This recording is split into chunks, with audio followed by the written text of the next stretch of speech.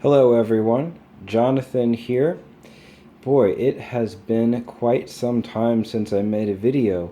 Life has been extremely busy. I won't get into everything that's been going on. Life is good. Rest assured, life is good. Got big plans for the holidays. I hope that all of you do as well. But it has been a while since I made a video, and I recently received a request, a comment on one of my prior videos asking about 1914. And I will be honest that inspiration to come up with new ideas for videos has also, in addition to being generally busy, that hasn't been striking me recently um, for the last several months even. And but when 1914 got brought up, that was kind of the inspiration for this channel to begin with. And I hadn't shot a video, certainly not a 1914 video, in quite some time, so I decided to go ahead and give that another go. So the request was information on how to win as the Central Powers. Now, with any strategy, there are going to be things you can do, and if your opponent knows what you're doing, there are counter strategies to it, and then counters to the counter, and things like that. So we're not going to go too far down the rabbit hole. Excuse me. But if I were just playing, picking up this game to play against just random people that have a basic understanding of the game that I'd never played before, and I was the Central Powers, and of course we're playing tournament rules because you all know that's how I play, what would I do?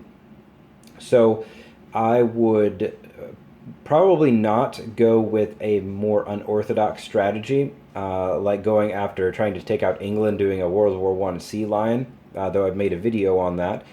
And I probably would not try and go after France. Though if I was just feeling a little bit risky in that game, or I just wanted to try and take my opponent totally by surprise, I might. But if I'm looking to play a more traditional game, which is the way that I would normally play, I'm going to go for a Russia first strategy. Now that doesn't mean we go on the defensive everywhere else, and I'm going to show you some moves that you're going to make around the board. You'll see that I don't have every country set up. I have just what I need, and maybe a little bit more, like Italy probably doesn't need to be all set up, nor Russia. But I've got what I need set up, plus just a little bit more to illustrate my points. So Austria is going to go first. They're over here. And we're going to go with the traditional one fighter and then split the rest between infantry and artillery, leaning a little bit more towards the infantry over there. And so there are, let's see, there are about 4 moves that we're definitely going to make. So everybody that can get into Venice, except for 1 infantry and 1 artillery, are going to go into Venice. So that means this stack here, this stack here.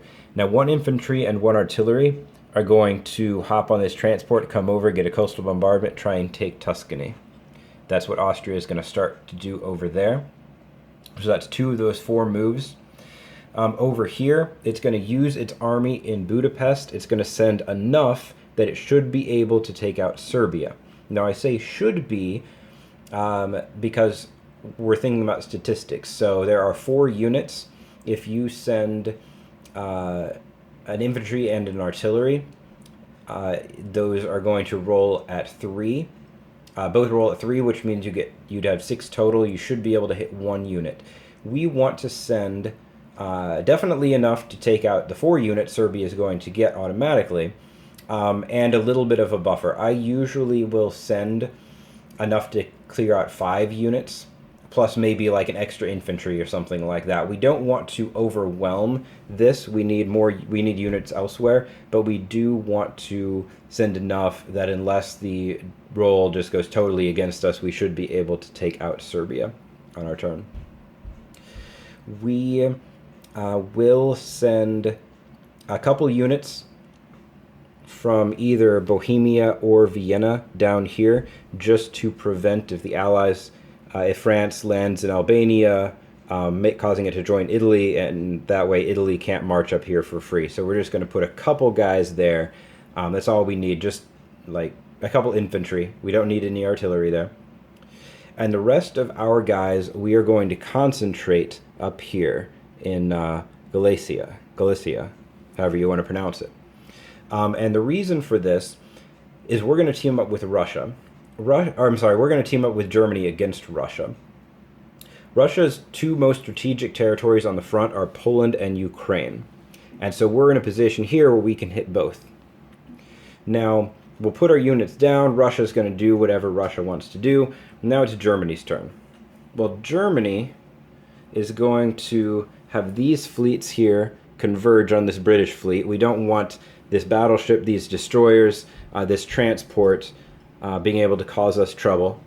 Usually the Allies will gain control of the sea, and that's fine eventually, but we don't want them to have that advantage in the early game. We're also going to take these subs. France does have a navy, but we're going to try and take out this fleet over here to slow down England from getting these guys over from Canada. We want to have these guys stranded here. England's going to have to build boats on a turn, take a second turn to come over, take another turn to come back. We are looking to move as quickly as possible as the Central Powers, and so anything we can do to slow the Allies down while we take out Russia, we definitely want to do. Now, we are going to take our armies here, and we're going to move into Belgium. We want our front against France to be Belgium and Alsace. So we're going to have a huge army there. We're going to move at least the infantry from Kiel down this way. Maybe move some infantry over from Munich over here just to create a nice bulwark here. It'll be a couple turns before France is really able to push in, more than likely. So that's how we're going to start.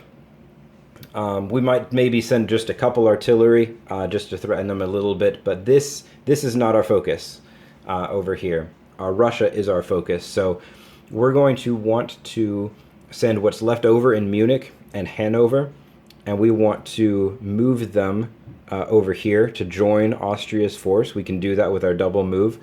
We're also going to move our artillery from Prussia and Silesia down here to create a stronger offense, stronger punch for our offense over here.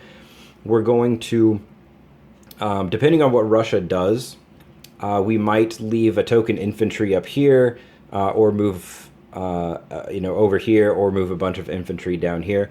If Russia has consolidated a bunch of forces in Poland, we might change a little bit. We might consolidate infantry here and artillery here.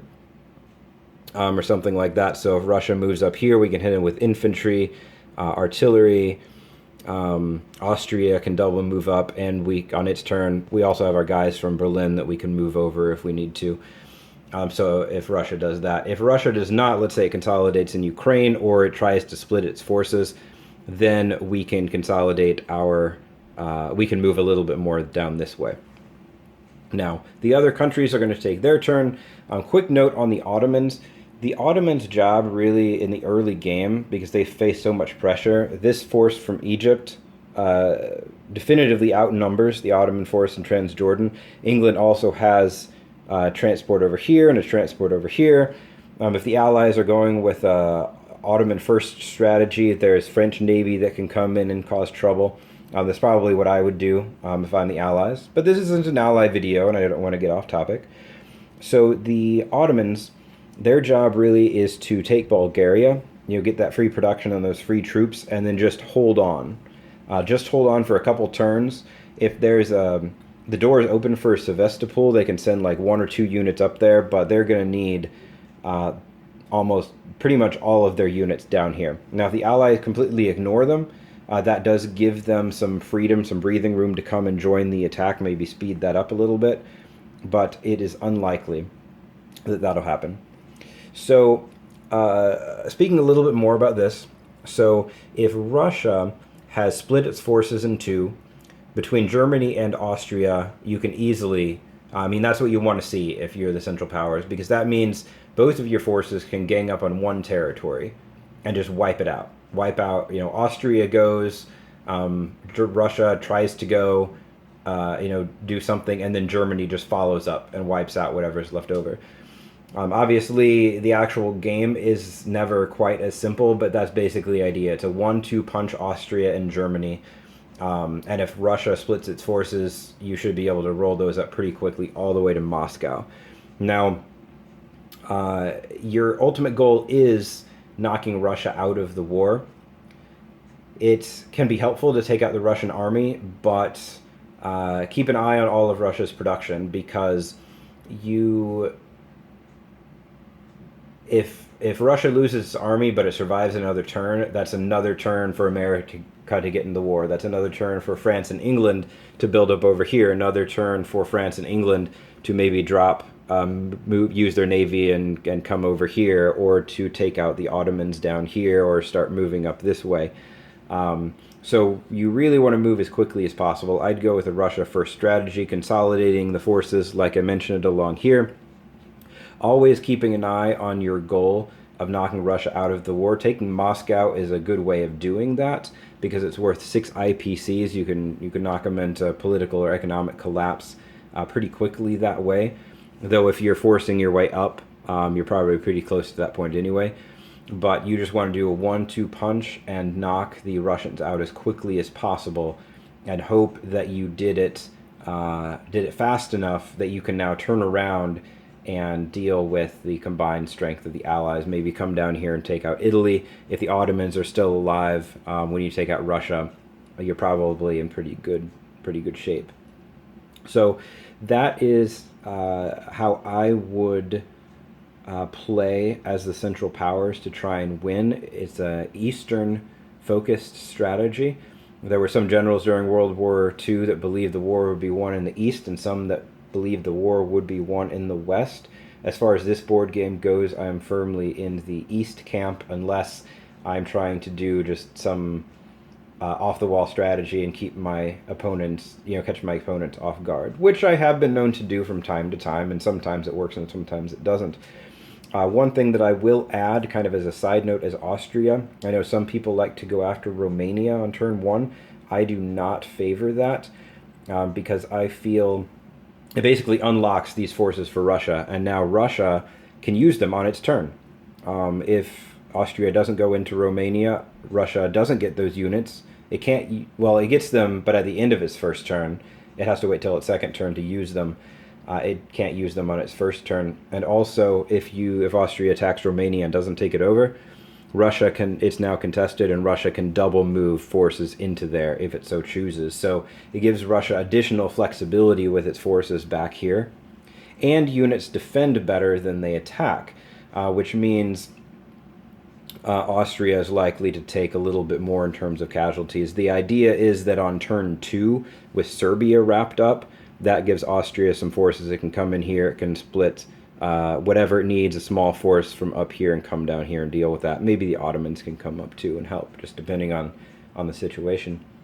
So hope you guys enjoyed this video. Hopefully it was informative and answered that commenter's question. I hope everybody has a wonderful Christmas holiday.